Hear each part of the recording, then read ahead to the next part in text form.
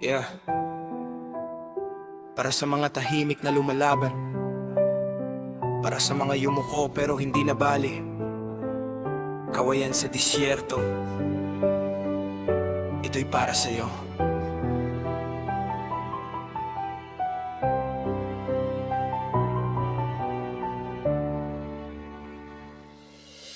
Kung ano man narating mo, deserve mo yan kaibigan.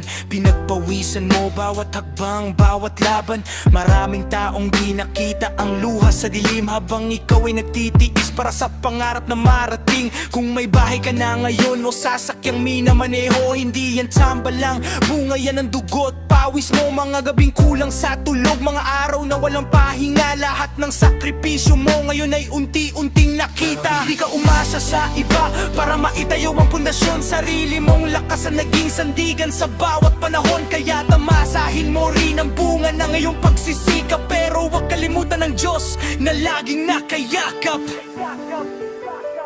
Manatiling nakayuko gaya ng kawayan. Kapag malakas ang hangin at bumagay ang daan, dahil ang tunay na matatag hindi kailangan magmayabang. Tahimik lang na tumitibay habang ang mundo'y nag-iingay. Huwag ka pa rin magbago, kahit na gano'n tataas ang marating magbago.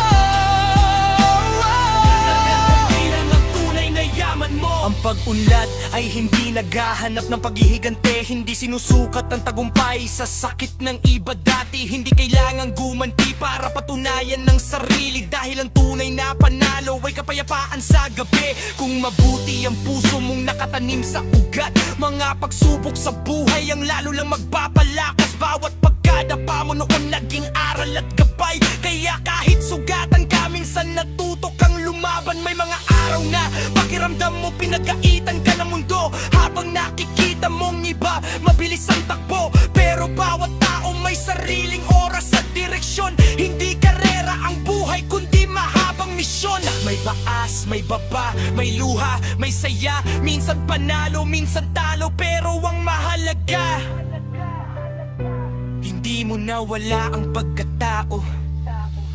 Kaya kung nasaan ka man ngayon, patuloy kang lumakad. Huwag hayaang ang galit ang siya mong maging pakpak. Mas mabuting maging ilaw kaysa apoy na sumusunog. Mas mabuting magpatawad kaysa habang buhay na nakukulong. Pagdating ng panahon at ikaw ay lumingon, makikita mong lahat ng sugat may dahilan at tugon. At ang inakamagandang tagumpay na iyong makakamit ay ang manatiling mabuting tao sa kabila ng sakit. Manatiling nakayuko gaya ng kawayan. Kapag dumaan ang unos at mabigat na laban, at kapag sumikat muli ang araw sa iyong landas, tumayo kang matatag, puno ng pag-asa. Huwag ka pa rin magbago, ang biyaya ang dumating sa iyong magbago. Dahil ang puso mong mabuti ang tunay na panalo. Yeah, hindi sukatan ng tao ang laman ng bulsa, kundi ang kabutihang dala niya habang umangat siya.